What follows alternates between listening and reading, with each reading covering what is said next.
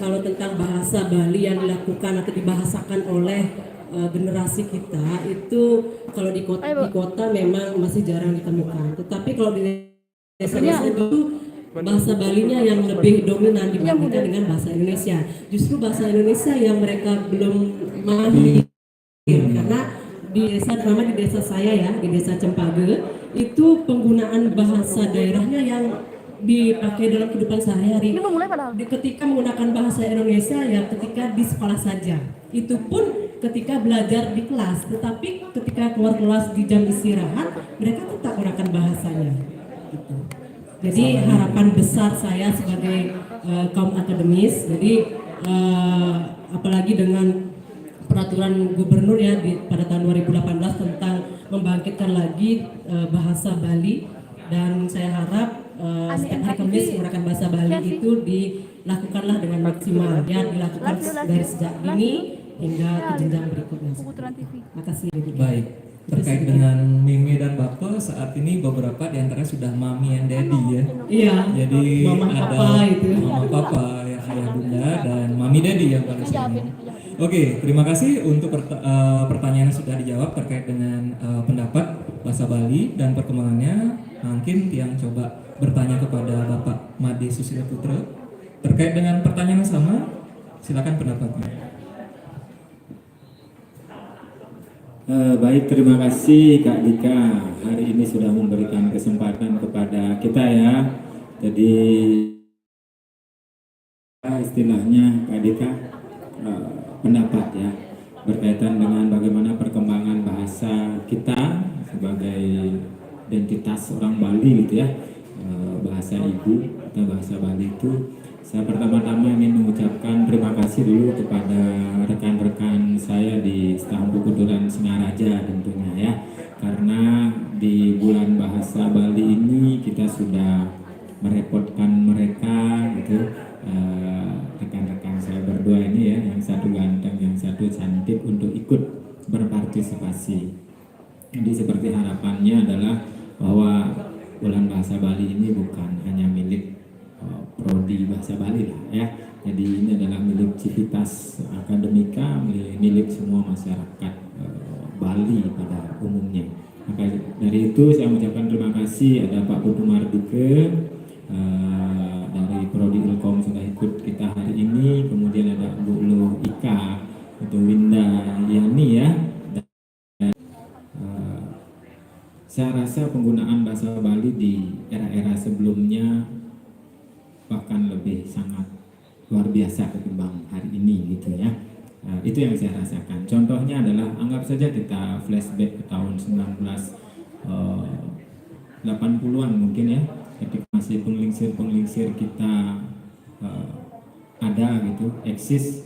Contohnya saja Ide Bagus Sugriwe, Pak Nengah Tinggen, kemudian Pak Wayan Simpen ada ya. Waktu itu pembelajaran bahasa Bali itu sangat luar biasa sekali. Jadi mungkin pada tahun-tahun itu belum terjadi yang dalam istilah sosiologistiknya bilingual gitu ya. Jadi ketika orang-orang Bali masih punya satu bahasa pengantar yang digunakan untuk berkomunikasi, istilah bahasa Balinya masih sanjan, bercakap-cakap gitu ya. Dari tahun ke tahun dengan perkembangan zaman yang juga mengikuti, kita juga tidak memungkiri bahwa terjadi alkulturasi budaya termasuk bahasa di dalamnya kan gitu ya. Masuklah bahasa Indonesia itu, kemudian masuk bahasa-bahasa yang lain, bahkan bahasa asing, bahasa Inggris. Akhirnya terjadi, saya setuju dengan apa yang disampaikan oleh Bu Winda tadi bahwa bukan hilang gitu, tetapi terjadi kemerosotan ya penggunaan itu. Buktinya apa gitu ya?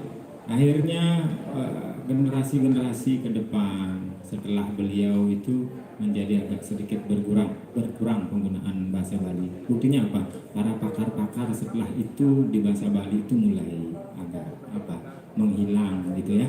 Hari ini masih kita gunakan kepakaran beliau, misalnya Pak Mengading dan Pak Sekendar ABD dan sebagainya, walaupun masih sudah almarhum gitu, untuk menjadi referensi kita. Nah, di setelah beliau itu mungkin ada hanya beberapa saja yang teringat gitu ya. Nah, dari itu saya rasa ini menjadi salah satu istilahnya pertanda bahwa mulai ada kemerosotan. Nah, kalau misalnya sudah sekarang gitu, kita lihat, saya kembali setuju dengan apa yang disampaikan oleh Bu Winda. Tidak hilang karena apa? Pembelajaran bahasa Bali itu masih tetap kita lakukan, mulai dari jenjang yang paling kecil gitu ya, tingkat dasar itu. Mungkin di PG PAUD sekarang sudah mulai diajarkan bahasa Bali ya, diperkenalkan penggunaan gitu, masuk ke jenjang tingkat SD, sekolah dasar, itu juga menjadi salah satu mata pelajaran yang hari ini bolehlah kita katakan wajib gitu ya, Kak Dika, diajarkan walaupun dia masuk dalam muatan lokal. Di SMP juga sudah menjadi mata pelajaran tersendiri, di SMA menjadi mata pelajarannya itu. Saya rasa itu lebih lebih mengeksplor lagi bahasa Bali ini, tidak cukup hanya kembangkan, dieksplor lagi. Tidak hanya sebagai bahasa lisan, fungsinya komunikatif, tetapi mudah-mudahan besok dengan kita khalayak muda gitu ya, orang-orang muda yang berkecimpung di dunia bahasa Bali ini bisa, saya rasa itu tidak sekelumit gitu ya, Kak Dika. Terima kasih. Baik, terima kasih. Berarti poin penting dalam pendapat Pak Susilo di sini adalah adanya bilingualism atau kedewibahasaan. Karena di masa lalu hanya ada satu bahasa yang digunakan dan kemudian berdatanganlah bahasa-bahasa lain. Saat itulah posisi bahasa Bali mulai dalam tanda kutip digantikan. Tapi semoga itu tidak berlangsung lama. Baik, terima kasih. Untuk berikutnya yang menuju ke Bapak Ibu Tumardike, SPD MSI, terkait dengan pendapat beliau terkait dengan perkembangan bahasa Bali. Silakan. Baik, terima kasih Dika dan rekan-rekan sekalian serta adik-adik mahasiswa yang berkenan hadir secara offline hari ini ya, dan pemirsa TV.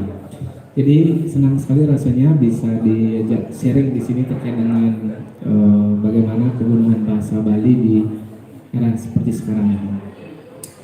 Kalau saya melihat dari pengalaman saya, terutama pengalaman saya dari SD sampai akhirnya saya menjadi seorang pendidik di Istana Negara, bahwa sebelum Pergub tentang bahasa Bali tahun 2018 nomor 80 itu dikeluarkan, sebenarnya penggunaan bahasa Bali saya rasa masih cukup eksis. Kenapa saya katakan eksis? Karena memang di kebanyakan bahasa itu masih cukup ramai digunakan di tingkat desa, baik anak-anak yang mulai dari pendidikan non formalnya, kemudian bahkan di sekolah-sekolah pun mereka menggunakan bahasa Bali di luar jam-jam pelajaran. Itu masih menjadi habit saya rasa. Nah, cuman belakangan ketika memang media sosial ditambah lagi dengan pesatnya perkembangan media digital seperti saat ini, secara kuantitas saya rasa mengalami penurunan dalam artian banyak kosakata yang berkaitan dengan aktivitas kebudayaan masyarakat Bali itu hilang. Nah, tadi kan sudah disinggung masalah meme, bapel dan sebagainya.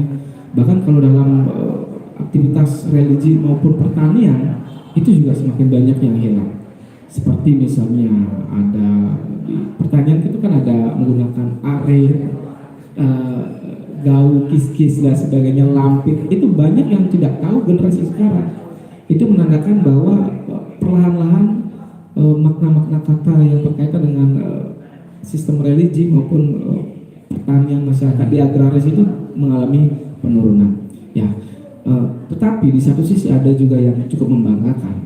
Semisal yang lebih milenial adalah bagaimana perkembangan musik pop Bali yang menggunakan bahasa-bahasa Bali sebagai lagu-lagu yang bisa dikatakan diterima di masyarakat. Hanya saja bahasanya juga bisa dikatakan campuran Jadi bahasa-bahasa yang tidak pure menggunakan bahasa Bali. Nah, tapi saya rasa ini adalah bagian dari dinamika perkembangan bahasa Bali.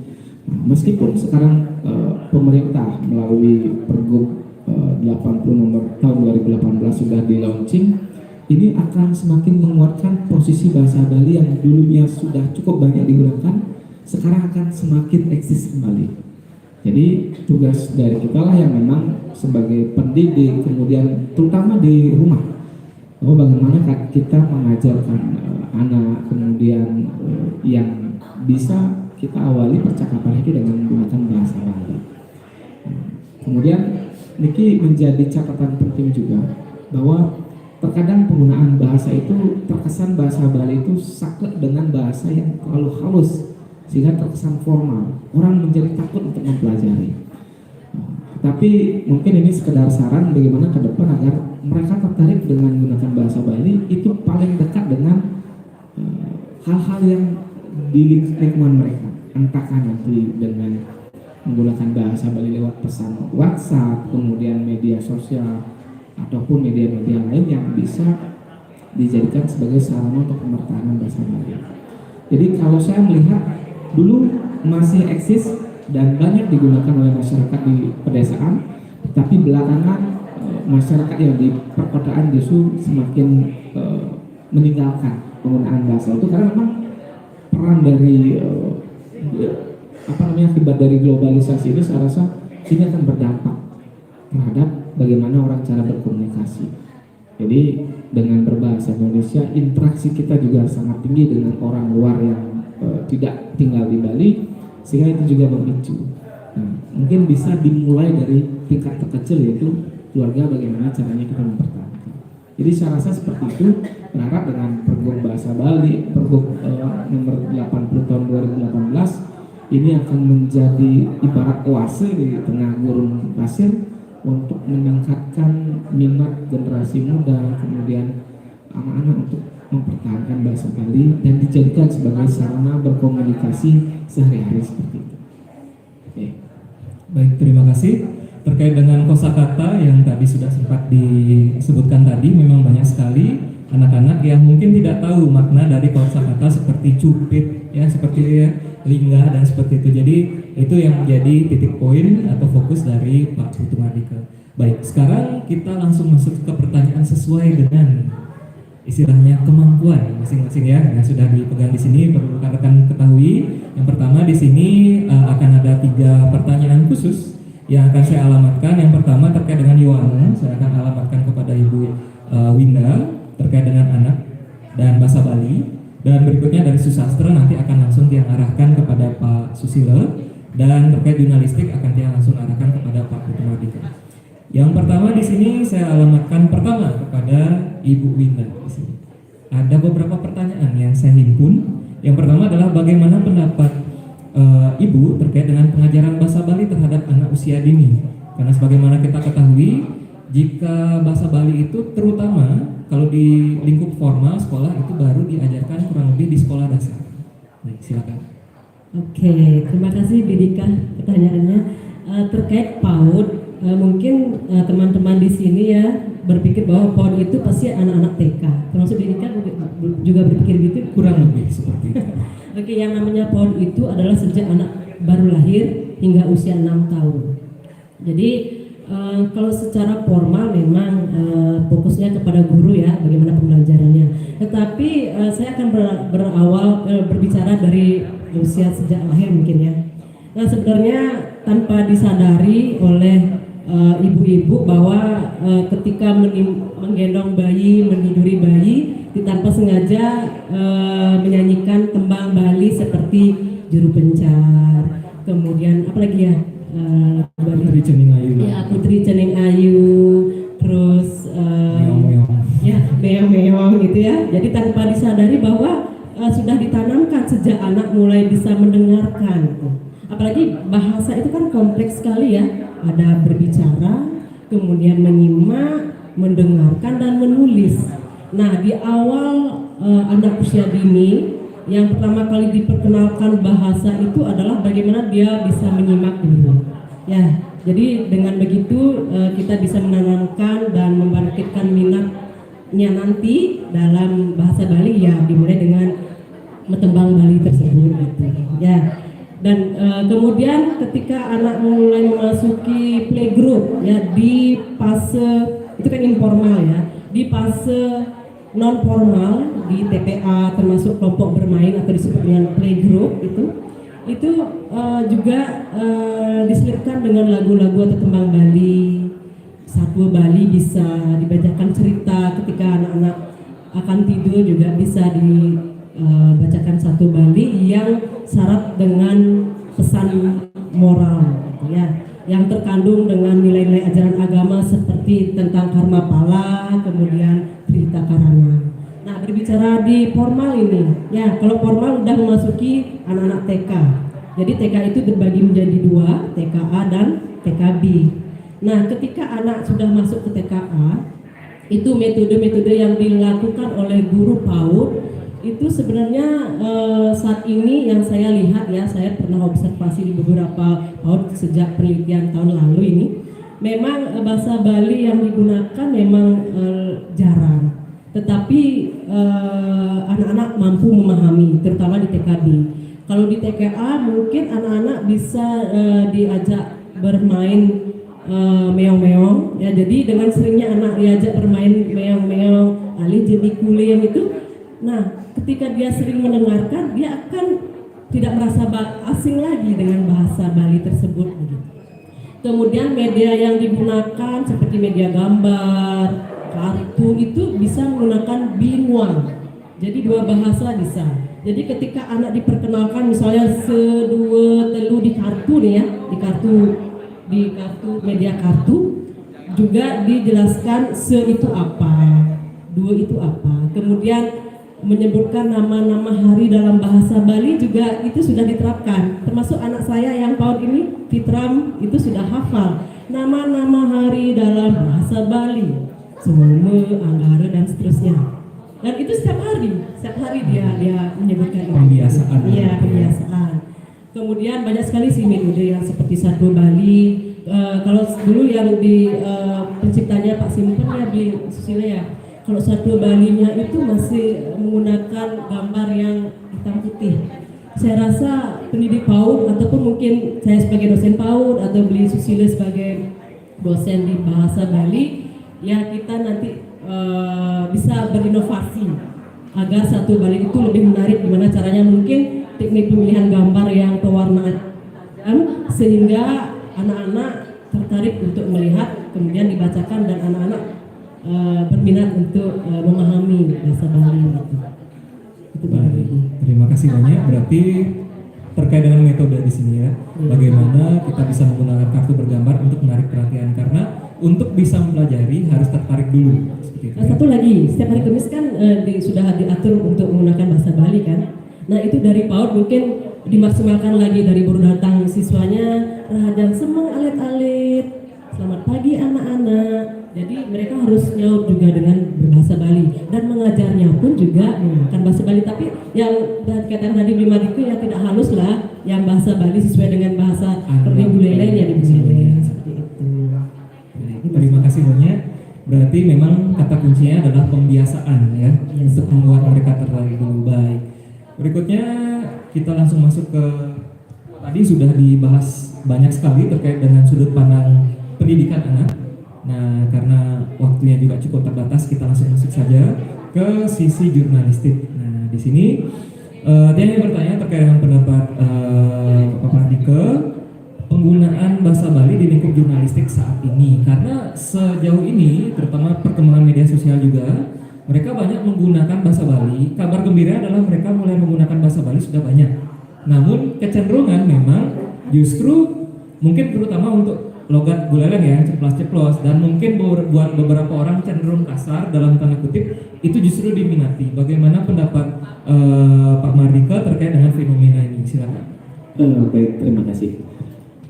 Kalau berbicara tentang jurnalistik dengan menggunakan khususnya media massa yang berbahasa Bali, kita melihat ke belakang. Jadi yang namanya dalam dunia jurnalistik itu itu yang penting pesan tersampaikan kepada audiens, apakah itu pembaca, penonton, ataupun pendengar. Pesan itu akan bisa diterima jika memang ada kesamaan bahasa. Artinya si pemberi pesan dengan si penerima pesan ada kesepakatan bahasa. Nah, dalam dunia jurnalistik, bahasa apapun boleh, selama audiensnya juga memahami. Nah, kalau kita kerucutkan tentang penggunaan bahasa Bali dalam media massa, itu sudah berjalan di Bali. Nah, itu bahkan sudah diawali sejak tahun 1999 itu oleh media massa namanya Burakwangi. Tetapi sayangnya beberapa tahun kemarin itu sudah berhenti, dalam artian memang sempat perkembangannya sangat pesat, kemudian beralih menjadi sastra yang menggunakan bahasa Bali.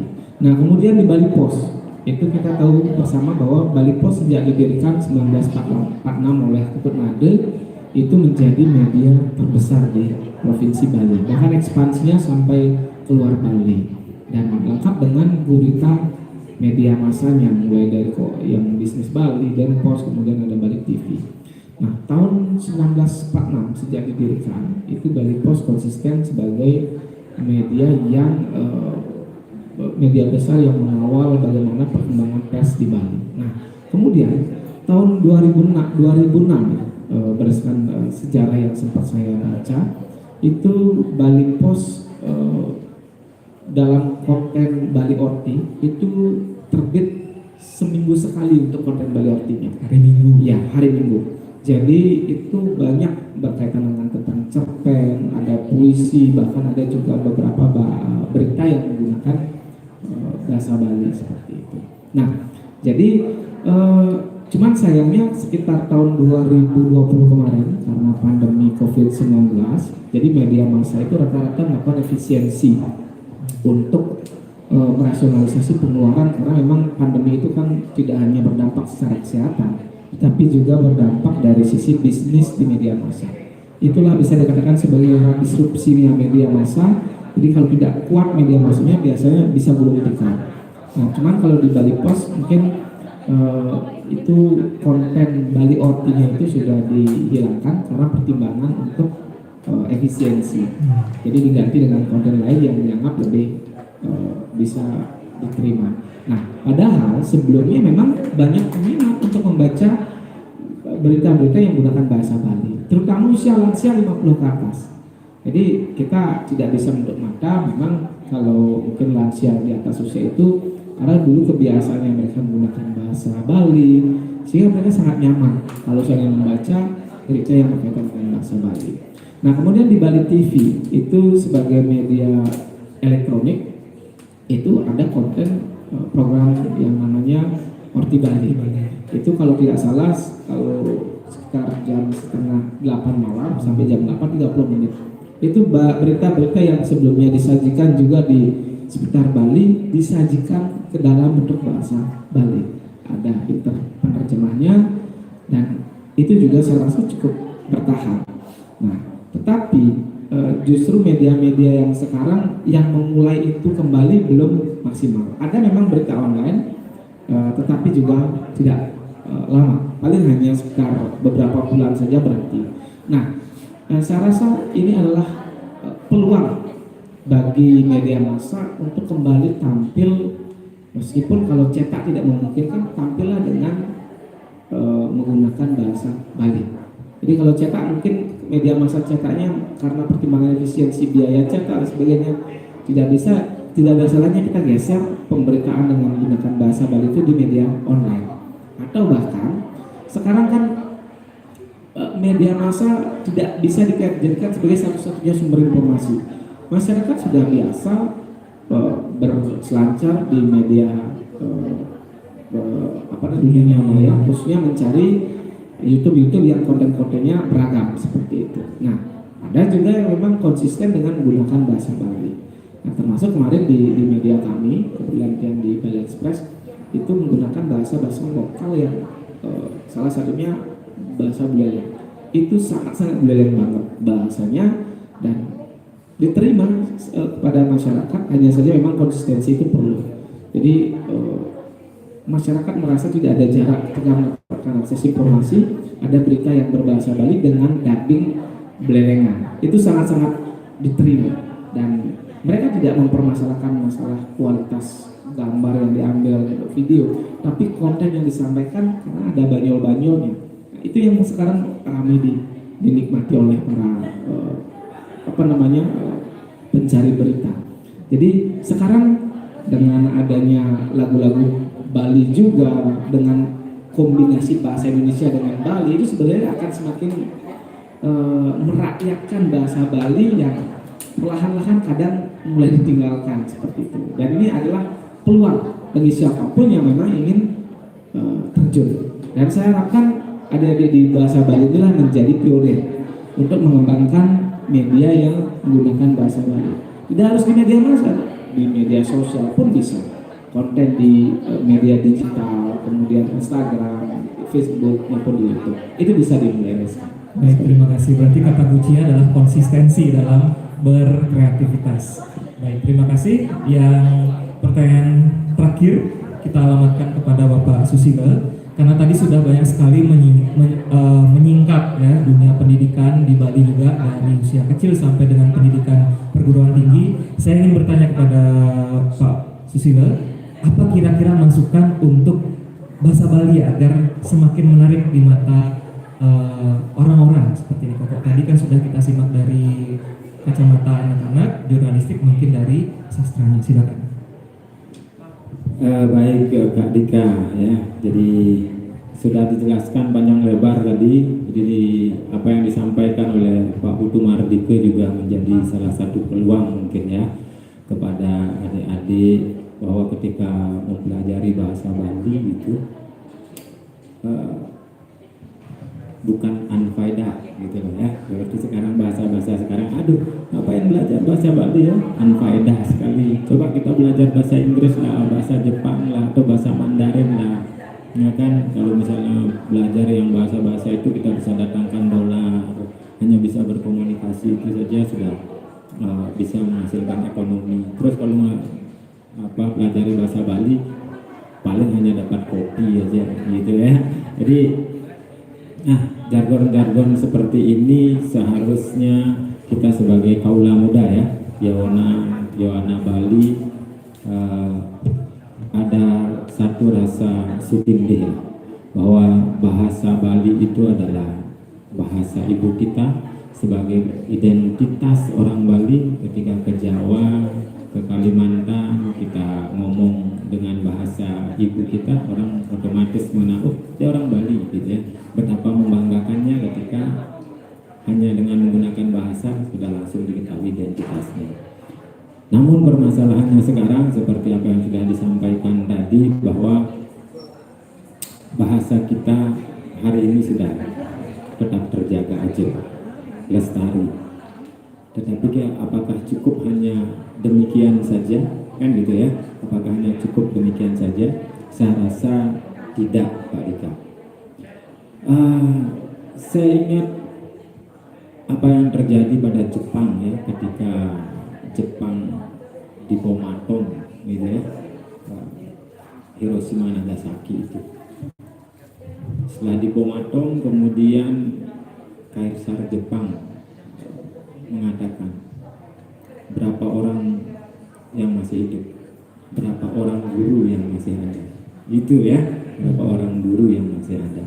Nah, dengan demikian apa yang bisa kita petik dari sana, bahwa segala sesuatunya itu bisa kita kembangkan ketika SDM-nya memang ada, bermutu, berkualitas itu.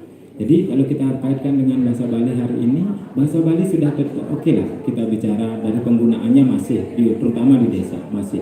Tetapi apakahnya cukup demikian? Tidak, saya rasa. Mari kita kembangkan SDM kita ini untuk terus menggali potensi-potensi apa yang bisa kita gali dari bahasa Bali itu.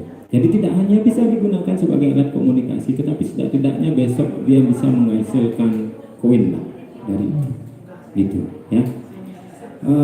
Terutama dari budaya kita. Saya yakin dan saya percaya bahwa ketika budaya adat dan tradisi yang ada di Bali itu masih ada, dan notabene itu menggunakan bahasa Bali sebagai media utamanya, bahasa Bali ini akan tetap jalan, gitu ya Kak Dika ya. Untuk daripada itu, saya rasa hari ini sudah sangat luar biasa perhatian pemerintah. Salah satunya adalah memberikan lembaga-lembaga perguruan tinggi ini untuk apa istilahnya, membangun prodi-prodi bahasa Bali. Salah satu yang saya rasa menjadi tujuannya adalah bahwa ini mengadopsi gaya Jepang. Ketika orang ingin bahasanya tetap aja kualitas SDM-nya bagus, harus ada yang mengajar, harus ada yang memberikan kualitas-kualitas melalui pengajaran-pengajaran, salah satunya guru. Maka agar bahasa Bali ini besok berkembang, ya tentu harus ada orang-orang yang mampu mengajarkannya. Tidak hanya dalam ranah formal, tetapi dalam ranah informal dan non-formal. Ya, maka dari itu pemerintah melakukan ini. Bagaimana pemerintah mensupport dengan adanya penyuluh bahasa Bali yang langsung terjun ke masyarakat untuk mengajarkan bahasa Bali. Dicetak orang-orang yang seperti itu. Nah, dicetak pengajar-pengajarnya dulu. Jangan hanya menggaungkan saja kita harus pakai bahasa Bali begini bahasa. Yang mengajarkan tidak ada. Yang memberikan contoh, yang memang mengerti konsep teori dan aplikasi yang tidak ada ketika. Maka dari itu saya sangat bersyukur sekali Staf Bukuturan adalah salah satu perguruan tinggi yang memang membina prodi bahasa Bali. Salah satunya ketika kita berbicara masalah politik bahasa ya begini.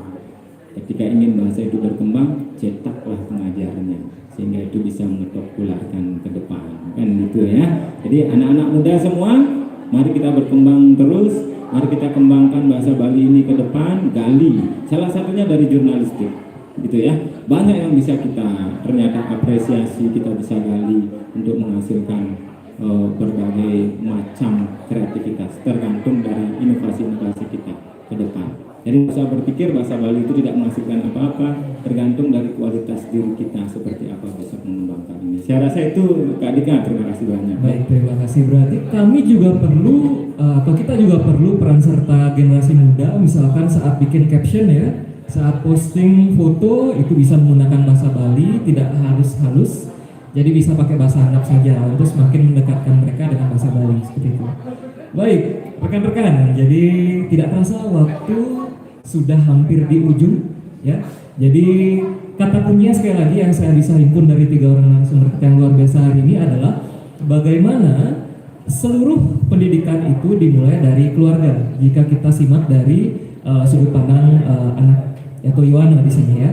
Kemudian bagaimana kita dapat menciptakan iklim yang sejuk untuk bahasa Bali kita, dan bagaimana kita terus berinovasi terkait dengan pembelajaran dari sudut pandang pembelajaran, dan terakhir adalah bagaimana kita dapat memanfaatkan fenomena yang marak terjadi ini adalah media sosial yang banyak digunakan oleh generasi muda untuk dapat mendekatkan bahasa Bali dengan juga orang-orang di sekitarnya. Terima kasih banyak rekan-rekan. Jadi terima kasih kepada Ibu Ika Wilayani yang sudah hadir di sini, Pak Susilo Putra dan Pak Putu Mardika. Jadi semoga apa yang kita bagikan hari ini melalui podcast kita yang pertama tayang ini semoga dapat bermanfaat untuk rekan-rekan. Nantikan juga podcast berikutnya akan tayang di daftar yang nanti bisa disimak juga di Mahaprabha dan dari Setahan Bukuturan Singaraja. Akhir kata, saya mohon maaf jika ada kesalahan kata atau perbuatan. Saya tutup dengan mengaturkan Paramo Santi. Oh, Santi, Santi, Santi. Oh.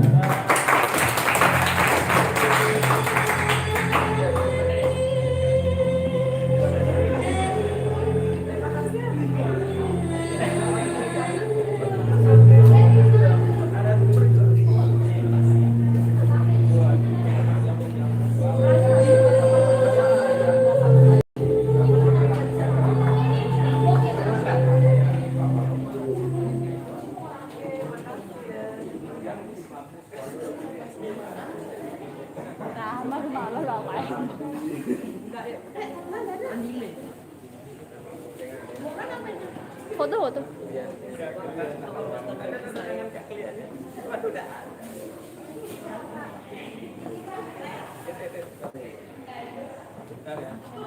Ini yang foto senyum atau